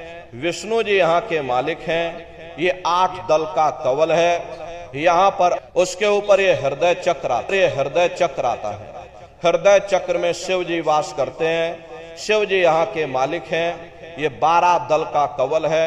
यहाँ पर वायु, अरे वास तो वो ऊपरी मंडलों में, ऊपरी लोकों में वास करते हैं, लेकिन उनका प्रकाश, उनकी किरणें इन चक्रों पर पड़ती हैं। उसी के ऊपर एक कंठ चक्र आता है। यहाँ पर आद्या महाशक्ति की किरणें पड़ती हैं। ये 16 दल का कवल है। और आप सबसे ऊपर तुम्हारी जीवात्मा दोनों आंखों के मध्य भाग में बैठी है, जहां पर ये देवियां बिंदी लगाती हैं और पुरुष जहां पर ये टीका लगाते हैं। ये बिंदी और टीका यहाँ पर हम लोग इसीलिए लगाते हैं क्योंकि यहीं पर हमारी जीवात्मा बैठी है, उसका श्रृंगार किया जाता है। ये 10वां द्वार है जहां पर तुम्हारी जीवात्मा बैठी है। ये दोनों आंखों को 10वां द्वार कहते हैं। अरे आप लोग रोज चौपाई गाते हो कि मंगल भवन अमंगल हारी, द्रवं सुदशरथि अजर बिहारी। इसका अर्थ जरा समझने की कोशिश करो प्रेमी भाई बहनों। ये शरीर तुम्हारा मंगल भवन है, तुम्हें अमंगलों से बचाने वाला, तुम्हें नरकों आने वाला, तुम्हें नरकों आने वाला, ये पंच भौतिक शरीर ही तुम्हारा मंगल भवन है। इस मंगल भवन के 10 दरवाजे हैं और 10वें दरवाजे पर ये अजर बिहारी यानी कि तुम्हारी जीवात्मा बैठी है और यहीं पर बैठ करके जीवात्मा अपने प्रकाश को 9 दरवाजों में फैलाती है, जिससे तुम्हारा ये शरीर चलता है, तुम्हारे हाथ चलते हैं, तुम्हारे ये पैर चलते हैं। जब आप भजन करोगे और घंटे और शंख की आवाज को सुनोगे तो उस आवाज में चुंबक है, वो आवाज आपको अपनी ओर खींचेगी और जब खिंचाव होगा तो जीवात्मा का फैला हुआ प्रकाश 9 दरवाजों से सिमट करके 9वें दरवाजे पर इकट्ठा हो जाएगा और जैसे ही सारी शक्ति सारी चेतना सिमट करके यहाँ पर, तो शब्द क्या काम करेगा, आत्मा को खींच करके इस शरीर से बाहर, फिर आप अपनी आंखों से देखें कि हमारा शरीर ये है, हम ये खड़े, आप अपने शरीर से अलग हो जाओगे। जैसे चिड़िया होती है, चिड़िया घोंसले से निकल करके आसमानों की उड़ान फिर अपने घोंसले में आ जाती है। माँ इस शरीर रूपी घोंसले से निकल करके ब्रह्मांडों की सैर करेगी, देवी देवताओं के दर्शन करेगी, भगवान राम के दर्शन करेगी, भगवान कृष्ण के दर्शन करेगी और घूम करके फिर अपने शरीर रूपी घोंसले में वापस आ जाएगी। प्रेमी भाई बहनों, ये ब्रह्मा विष्णु महादेव जिनकी सारी दुनिया पूजा करती है, अरे आप सभी लोग ब्रह्मा विष्णु महादेव की पूजा करते हो और पूजा करते करते आपकी ये जिंदगी बीत गई, जिंदगी तुम्हारी बीत गई, लेकिन कभी तुमने विचार ये नहीं किया कि भाई जिनकी हम पूजा कर रहे, आखिर ये ब्रह्मा विष्णु महादेव कौन है, ये कहाँ पर रहते हैं, ये क्या काम करते हैं, इनके माँ बाप कौन है, भगवान राम कौन है, भगवान कृष्ण कौन है, ईश्वर कौन है, ब्रह्म कौन है, पर ब्रह्म कौन है, ये कहाँ पर रहते हैं। तो जरा संक्षिप्त में आप समझिएगा, क्योंकि अगर हम इसका वर्णन करेंगे तो हमको लाखों वर्ष लग जाएंगे, एक लोक का वर्णन नहीं हो पाएगा। इतने विशाल लोक इस आसमान के ऊपर बने हुए, लेकिन संक्षिप्त में हम आपको बता रहे कि किन किन मंडलों को पार करते हुए तुम्हारी ये जीवात्मा अपने 5वें मंडल पर यानी कि सचखंड में पहुंचेगी। रास्ते में कौन कौन से देश मिलेंगे, उस देश के कौन कौन से राजा मिलेंगे, तो जरा संक्षिप्त में आप समझ लीजिए। प्रेमी भाई बहनों, जब आप भजन करोगे और जब घंटे और शंख की आवाज को सुनोगे तो उसी घंट पकड़ करके ये जीवात्मा ब्रह्मांडों की चढ़ाई करती है। जीवात्मा खरबों योजन ऊपर चली जाती है।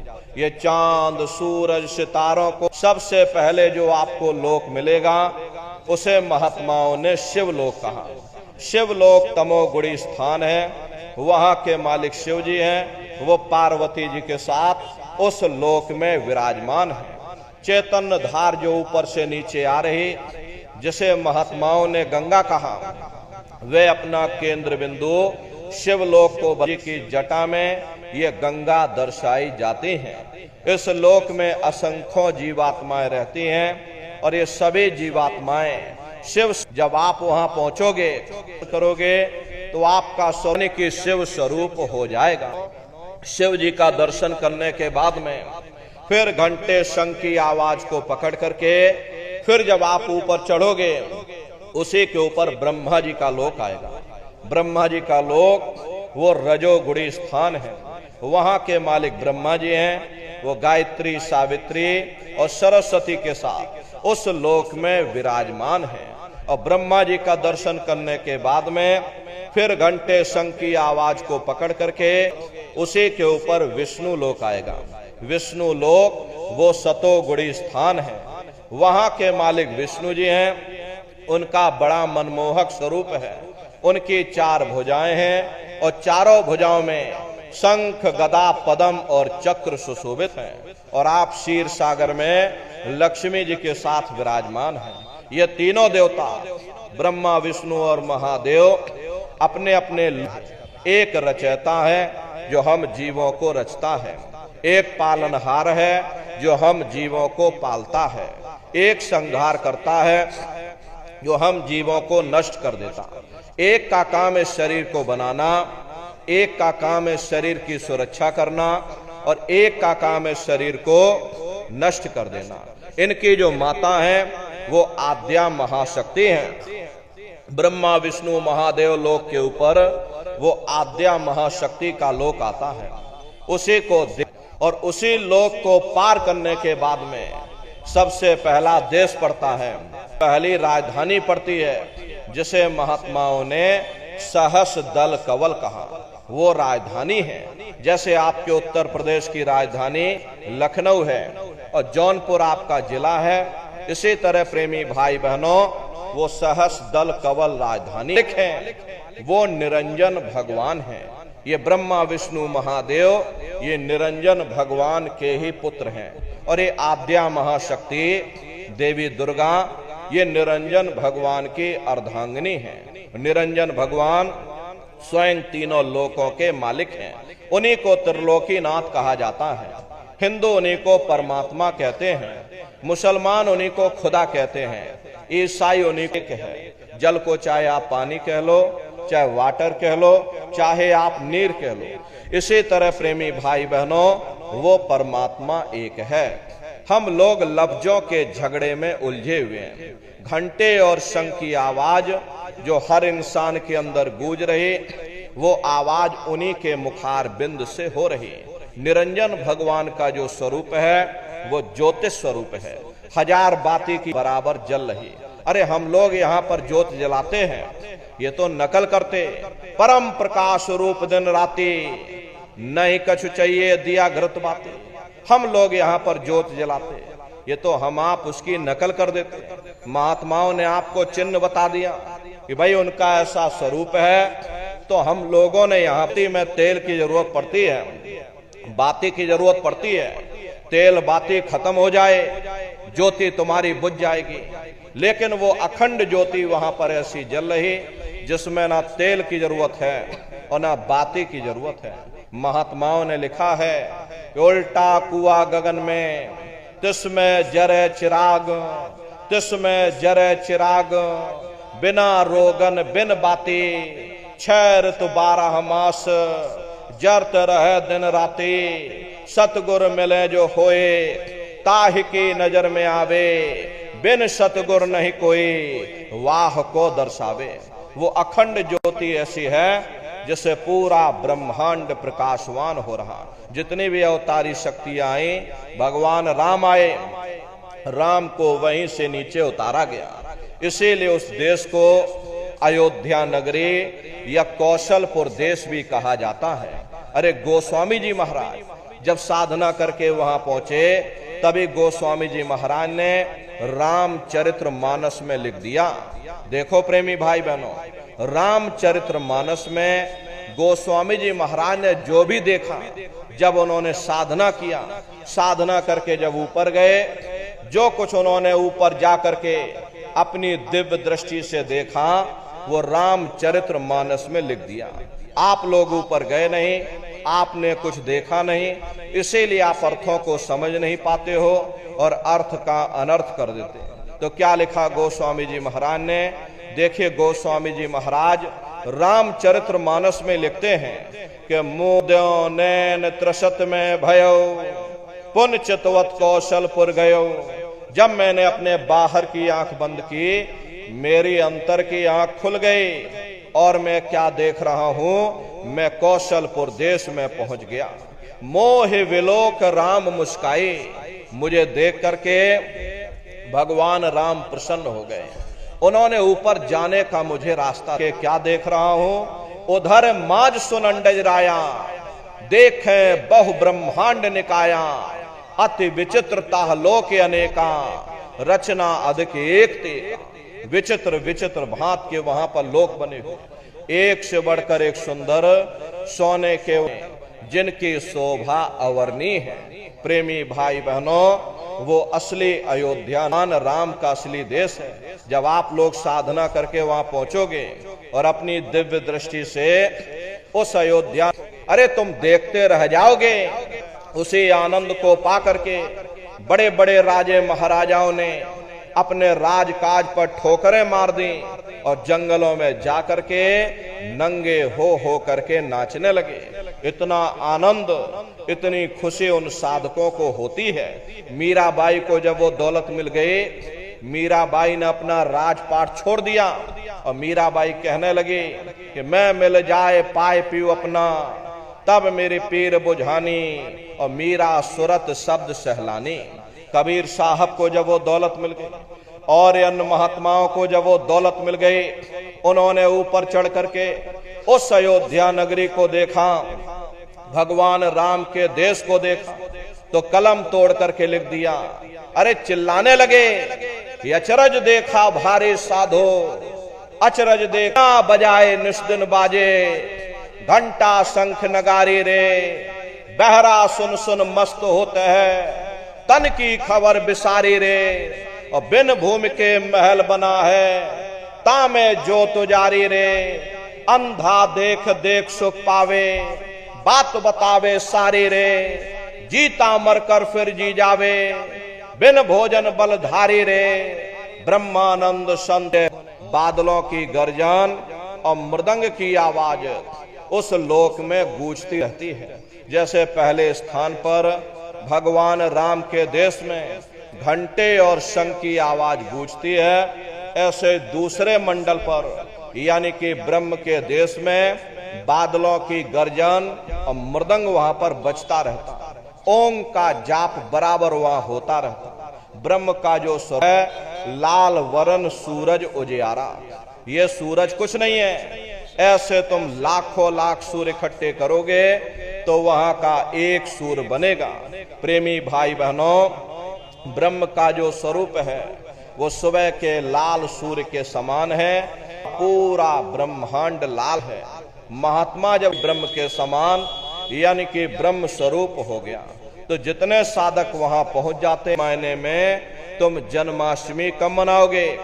जब तुम्हारी ये जीवात्मा 5 तत्व जल पृथ्वी अग्नि वायु आकाश और 3 गुण का दर्शन करने के बाद में फिर तुम्हारी यही जीवात्मा तीसरे मंडल की आवाज को पकड़ करके और तीसरे मंडल की चढ़ाई करती है।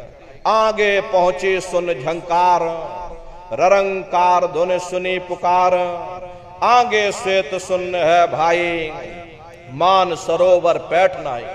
उसी के ऊपर तीसरा देश आता है जिसे महात्माओं ने सुन्न देश कहा, उसी को रारंग देश कहा जाता, उसी को अक्षर और नेति कहा जाता।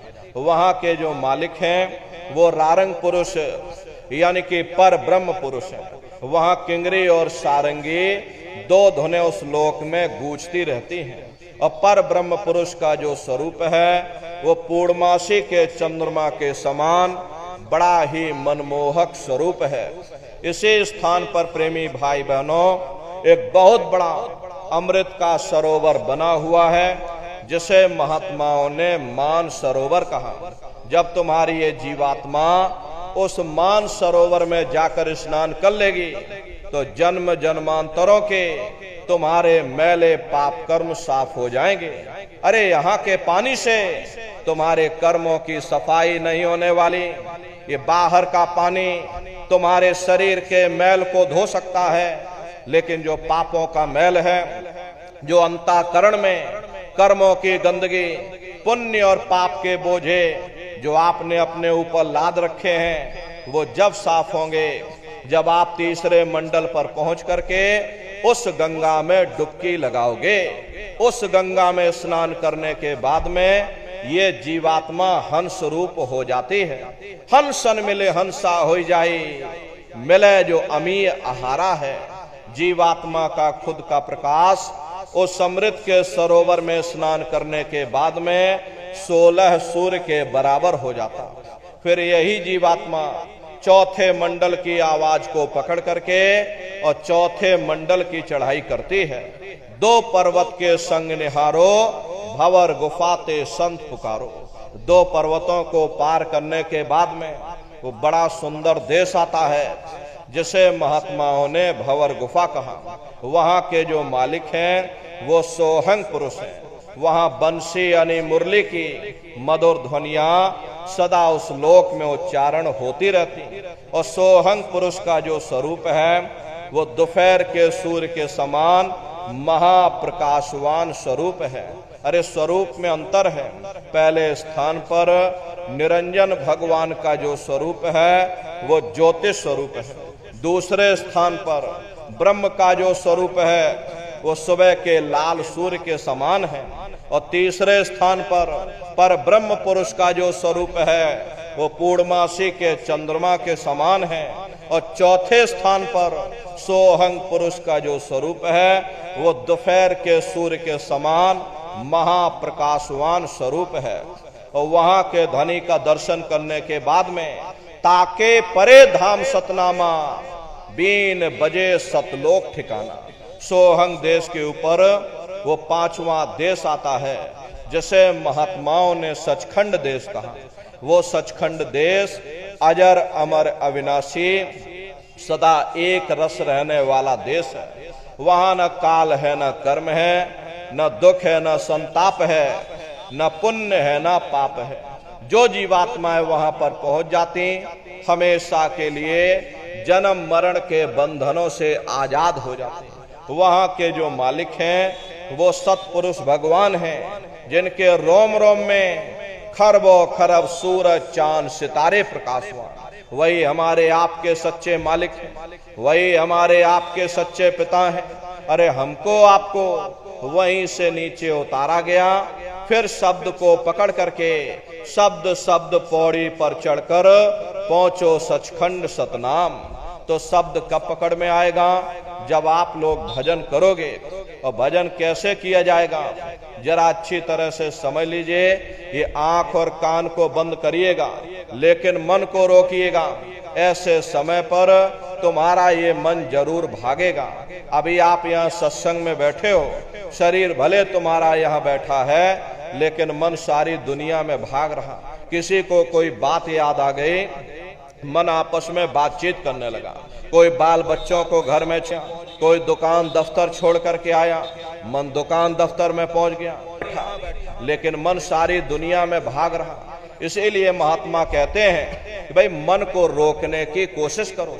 जिन्होंने मार मंडाला उन्हीं को सूरमा कहना, बड़ा बैरी ये मन घट में, इसी का जीत ना कटना।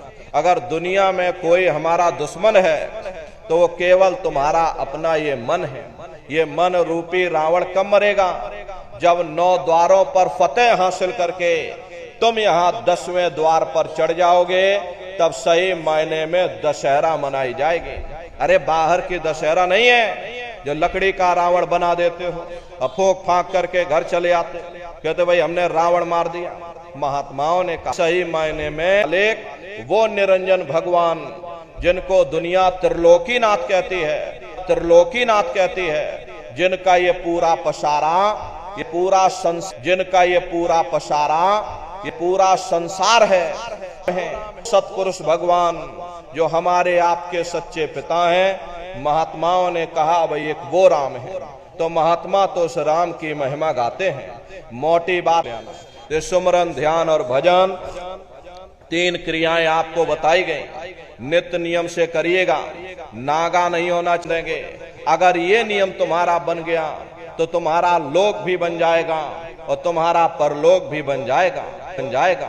प्रेमी भाई बहनों, उस मालिक को पाने के लिए तुम्हें कोई घर बार नहीं छोड़ना, तुम्हें कोई जात बिरादरी नहीं बदलनी। ये जात पात के रगड़े झगड़े ये तुम्हारे अपने नहीं है, ये सिर्फ मन की खुराफात है। अरे आप अपनी बुद्धि से विचार करिए। जब गुरु नानक साहब नहीं आए थे तब कोई सिख नहीं था। जब मोहम्मद साहब नहीं चलाने आते हैं, न कोई यहाँ जात बिरादरी को बदलने आते हैं, और ना ही आप हमारे हाथों में ये डंडे और तलवारें देने के लिए आते हैं। अरे आप तो सच्चा मार्ग, सनातन मार्ग समझाने के लिए इस धराधाम पर शरीर रूप में अवतरित होते हैं। महात्मा कोई जात बिरादरी नहीं देखते। अरे महात्मा कोई ऊंच नीच भेदभाव पैदा नहीं करते। अगर महात्माओं ने भेदभाव किया होता तो देखो भगवान राम जंगलों में रहने वाली आदिवासी महिला सबरी का जूठा बेर भगवान राम नहीं खाते। निर्मल मन जन सो मोह पावा, मोह कपट छल छिद्र न भावा। इसीलिए महात्मा कहते जाएगा मालिक से मिलने का प्रेम और प्यार देखा जाएगा। तुम्हें कोई जंगलों पहाड़ों में नहीं भटकना, तुम्हें कोई काले नीले पीले कपड़े नहीं पहनना, तुम्हें कोई और 24 घंटे में से घंटा 2 घंटा समय निकाल करके सुमरन ध्यान और भजन करिएगा। यही दौलत तुम्हारे काम आएगी। बाकी सब रगड़े झगड़े ये सब तुम्हारे यहीं पड़े रह जाएंगे। सुई की एक नोक भी तुम्हारे साथ में जाने वाली नहीं है। बड़े बड़े राजे महाराजे आए, सारी जिंदगी उन्होंने ये किला बनाते बनाते गुजार दिया। आज उनके किलों को जाकर देखो, आज खंडहर बने पड़े हुए। विश्व विजेता सिकंदर सारे दुनिया पर राज करने का ख्वाब देखता था, वो भी मुट्ठी खोल करके चला गया। अरे कोई क्या साथ लेकर जाएगा? जो चीज तुम्हारे साथ में जाने वाली वो केवल परमात्मा की भक्ति है। इसलिए प्रेमी भाई बहनों, वो दौलत कमा लो जो अंत समय में तुम्हारे काम आवे, वरना ये समय तुम्हारा निकलता जा रहा। ये श्वासों की पूंजी ये दिन प्रतिदिन कम होती जा रही। एक समय ऐसा आएगा ये बुलबुला तुम्हारा फूट जाएगा, फिर न जाने ये मनुष्य शरीर तुमको मिले ना मिले। अरे तुम भटकते रह जाओगे युगों युगों के लिए उन नरकों और चौरासियों में। इसलिए प्रेमी भाई बहनों, अहो भाग्य है आपका, आपको ये मनुष्य शरीर मिला, आपको ये मौका मिल गया। इस मौके का लाभ उठाओ। मनुष्य रूपी मंदिर में बैठ करके वो आत्म धन कमा लो, वो खजाना कमा लो, जिससे तुम्हारी जीवात्मा का कल्याण हो जावे। तो सुमरन ध्यान और भजन नित्य नियम से आप लोग करिएगा। और देखो प्रेमी भाई बहनों, हमारी आपसे प्रार्थना है कि आप सभी लोग शाकाहारी रहिएगा, क्योंकि हमारे गुरु महाराज ने शाकाहार पर विशेष जोर दिया। गुरु महाराज हमारे कहते थे कि बच्चे बच्चियों तुम लोग शाकाहारी रहना, शाकाहार का प्रचार करते रहना, इसी से देश और दुनिया में भारी परिवर्तन होगा। प्रेमी भाई बहनों, परिवर्तन कोई कानून बनाने से नहीं होगा, परिवर्तन कोई आंदोलन करने से नहीं होगा, परिवर्तन कोई तोड़ फोड़ करने से नहीं होगा। परिवर्तन तब होगा जब लोगों के विचार बदलेंगे, लोगों की भावनाएं बदलेंगी, और विचार बदलेंगे जब लोगों का खान पान शुद्ध होगा। अरे देसी कहावत है भाई, जैसा खाए अन्न वैसा होए मन। तो जब इंसान पशुव्रती भोजन करेगा तो उसकी बुद्धि स्वतः ही पशुओं जैसी हो जाएगी। फिर जिस शराब के नशे में माँ बहन बेटी की पहचान खत्म हो जाए, उस शराब को पी करके यह कैसे पता चलेगा कि क्या अच्छा और क्या बुरा है? यही कारण है कि आज घर समाज में दुनिया भर के अत्याचार और दुनिया भर के व्यभिचार फैले हुए। प्रेमी भाई बहनों, परिणाम लोगों को भोगने को मिलेगा। हर एक के कर्म का फल प्रेमी भाई बहनों मानव जाति को भोगना पड़ेगा। कोई मामूली कष्ट होने वाला नहीं। देखो द्रौपदी का चीरहरण हुआ, उस समय बड़े बड़े राजे महाराजे मौन हो गए, शांत हो गए। भीष्म पितामह मौन हो गए, गुरु द्रोण मौन हो गए। उसका नतीजा क्या हुआ? महाभारत हो गई। न जाने कितने लाखों करोड़ों लोग काल के गाल में समा गए। एक द्रौपदी के चीरहरण से लाखों करोड़ों जनमानस की प्रेमी भाई बहनों निर्मम हत्या हो गई। प्रेमी भाई बहनों, ये कर्मों का फल है, ये कर्मों की अदायगी है। कर्मों का फल भोगना अवश्य ही पड़ता है। जो जैसा करता है उसको वैसा दंड मिलता है। आज कलयुग के समय में न जाने कितनी बहन बेटियों का शराब के नशे में व्यभिचार हो रहा, अत्याचार हो रहा। इसका भारी परिणाम आवाम जनमानस को भोगना पड़ेगा। हमारे गुरु महाराज कहते थे कि राख बनेंगे महानगर तक, एटम के अंगारों से पत्ता पत्ता झुलस जाएगा। विश्व युद्ध टंकारों से मानव की क्या पेश चलेगी। अंबर तक फट जाएगा। इस धरती का सारा आंगन लाशों से पट जाएगा। महाशक्तियां दुनिया भर के मिट्टी में मिल जाएंगी। क्रूर विधर्मी मानव की तब एकल ठिकाने आएगी। प्रेमी भाई बहनों, ऐसा भीषण बम भोले का तांडव होने वाला है। और जागो जागो दुनिया वालों, सतयुग आने वाला है। समय बदलने वाला है, वक्त बदलने वाला है। इसलिए हमारी आपसे प्रार्थना है कि आप सभी लोग शाकाहारी रहिएगा। कोई ऐसा नशा मत करो जिससे बुद्धि तुम्हारी पागल हो जाए और घर में माँ बहन बेटी की पहचान खो दो। अरे आप अपने आप को कट्टर हिंदू मानते हो। अरे भाई, हम कट्टर हिंदू हैं। हमसे बड़ा सनातनी दुनिया में कोई नहीं। हम भगवान राम को मानने वाले, हम बजरंगबली को मानने वाले, हम भगवान कृष्ण को मानने वाले। अरे भाई, आप राम को मानते हो, आप भगवान कृष्ण को मानते हो, आप महात्मा बुद्ध को मानते हो, तो उनके आदर्शों पर भी चलना सीखो। भगवान राम ने कभी नहीं कहा कि तुम मांस खाओ, या भगवान कृष्ण ने कभी नहीं कहा कि तुम शराब पियो। जितने देवी देवता अवतार हुए सभी यही कह करके गए, अहिंसा परमो धर्म। अगर हमने किसी को बनाया नहीं तो मिटाने का अधिकार हमारे पास नहीं।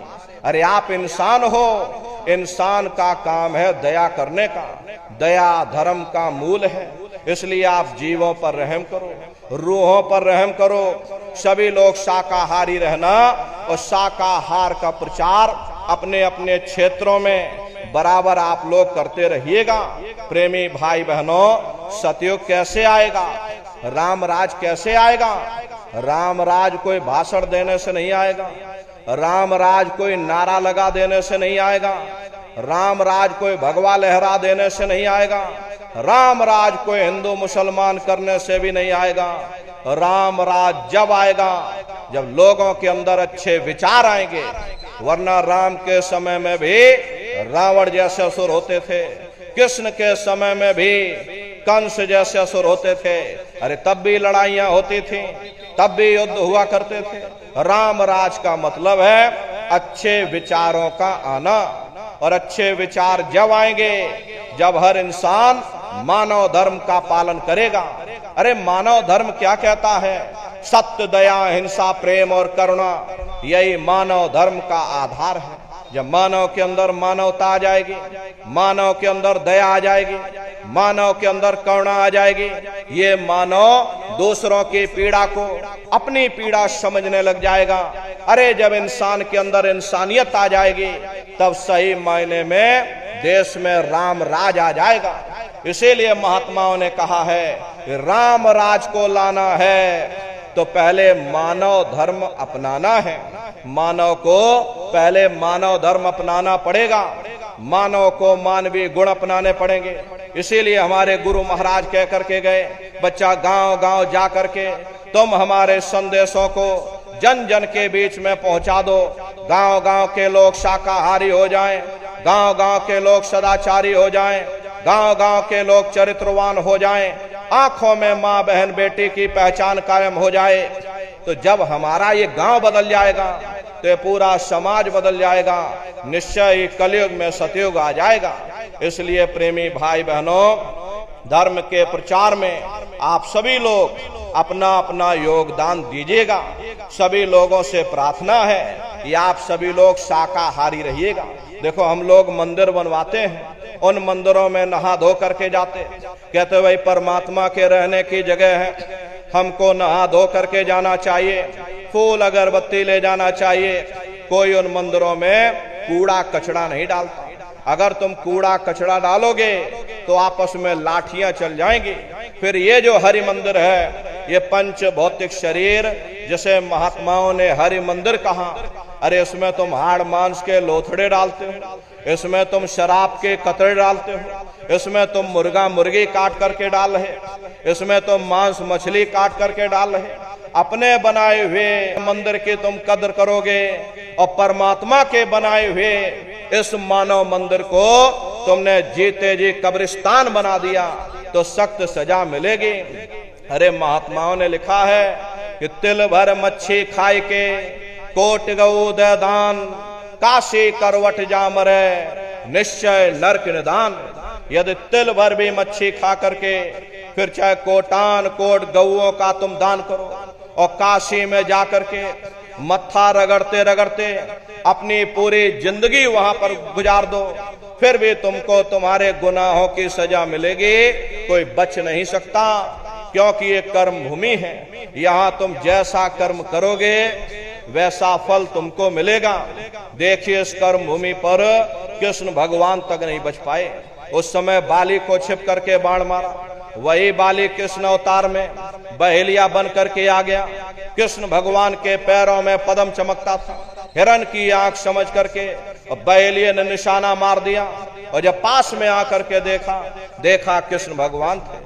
अफसोस करने लगे, लेकिन कृष्ण भगवान ने उसको समझाया कि भाई इसमें तुम्हारा कोई दोष नहीं, उस समय हमने तुमको मारा, आज तुमने हमको मार दिया, हमारा तुम्हारा अदला बदला पूरा हो गया। कर्म प्रधान विश्व रच राखा, जो जस करे सो तस फल चाखा। ये कर्मों का ऐसा देश है, यहाँ तुम जैसे बीज बोगे वैसे ही फसल काटोगे। ये तरह तरह की बीमारियां जो आज के समय में आ रही, इसका मुख्य कारण एक ही है, लोगों का खान पान गंदा हो गया। अरे आप अपनी बुद्धि से विचार करो, सब लोग शहर के रहने वाले हो, पढ़े लिखे नौजवान लोग हो, आप अपनी बुद्धि से वैज्ञानिक तर्क के आधार पर विचार करिए। जब इंसानों के शरीर में जानवरों का खून मिल जाएगा, इंसानों के अंदर जब जानवरों के कीटाणु पहुंच जाएंगे, तो न जानवरों की दवा काम में आएगी न इंसानों की दवा काम में आएगी, तो परिणाम क्या होगा? ऐसी महामारियां फैलेंगी। अभी कोरोना जैसी महामारी आई, पूरा विश्व तबाह हो गया, लोग अपने अपने घरों में कैद हो गए, कोई किसी से मिलने को तैयार नहीं। न जाने कितने घर परिवार उजड़ गए, न जाने कितनी लाशें बह गई, न जाने कितने बच्चे अनाथ हो गए, न जाने कितनी माताएं विधवा हो गई। लाखों लाख रुपया लेकर के लोग अस्पतालों के चक्कर काटते रह गए, एक ऑक्सीजन का सिलेंडर नसीब नहीं हुआ। अरे कारण क्या है? कारण यही है, जब जानवरों के कीटाणु इंसान के शरीर में प्रवेश कर जाएंगे तो आने वाले समय में ऐसी महामारियां और फैलेंगी। इसलिए हमारी आपसे प्रार्थना है कि आप सभी लोग शाकाहारी रहिएगा। प्रेमी भाई बहनों, प्रार्थना अपील करते हैं, प्रेमी भाई बहनों, ये आप सभी लोग शाकाहारी रहना। कोई ऐसा नशा मत करना जिससे बुद्धि तुम्हारी पागल हो जाए और घर में माँ बहन बेटी की पहचान खो दो। देखिए हमारे गुरु महाराज को, हमारे गुरु संत बाबा जय गुरुदेव जी महाराज ने एक अच्छे समाज के निर्माण के लिए, चरित्रोत्थान के लिए, लोगों को शाकाहारी और सदाचारी बनाने के लिए 116 वर्ष की आयु तक अथक मेहनत और परिश्रम किया। हमारे गुरु महाराज ने अपने गुरु की याद में मथुरा दरबार में इतना विशाल मंदिर बनवाया। गुरु महाराज हमारे कहते थे कि बच्चा, मंदिर का वो देवता वहां पर बैठ करके बरकत बांट रहा। अरे आप लोग आइए, वहां कोई रुपया पैसा नहीं चढ़ाया जाता, कोई चंदा चुटकी नहीं। अरे आप लोग आए, मंदिर के देवता के सामने अपनी एक बुराई को चढ़ा दीजिए। वहां पर बुराई चढ़ाई जाती है कि हम आज से मांस मछली नहीं खाएंगे, हम आज से अंडा शराब का सेवन नहीं करेंगे, हम आज से झूठ नहीं बोलेंगे, हम आज से किसी को धोखा नहीं देंगे। अरे आप अपनी एक बुराई चढ़ा दो, आपकी एक मनोकामना पूरी होगी। ऐसा वरदानी मंदिर हमारे गुरु महाराज ने अपने गुरु की याद में मथुरा दरबार में बनाया है। तो उन्हीं की याद में देखिए भंडारे का कार्यक्रम 28 नवंबर से और 2 दिसंबर तक मथुरा दरबार में होने जा रहा। तारीख आप सभी लोग याद रखिएगा, 28 नवंबर से और 2 दिसंबर तक पूज्य दादा गुरु महाराज का ये पावन भंडारे का कार्यक्रम होने जा रहा। तो आप सभी प्रेमी भाई बहन समय निकाल करके भंडारे के कार्यक्रम में पधारिएगा। वैसे मथुरा दरबार में साल में 4 बड़े कार्यक्रम होते हैं। पहला कार्यक्रम होली के अवसर पर होता है, दूसरा कार्यक्रम हमारे गुरु महाराज के भंडारे का 17 मई से 21 मई तक मथुरा दरबार में मनाया जाता है। तीसरा कार्यक्रम गुरु पूर्णिमा के अवसर पर जुलाई के महीने में होता है और चौथा कार्यक्रम हिंदी तिथि के अनुसार अगहन सुदी दशमी यानी इस बार 28 नवंबर से 2 दिसंबर तक होने जा रहा।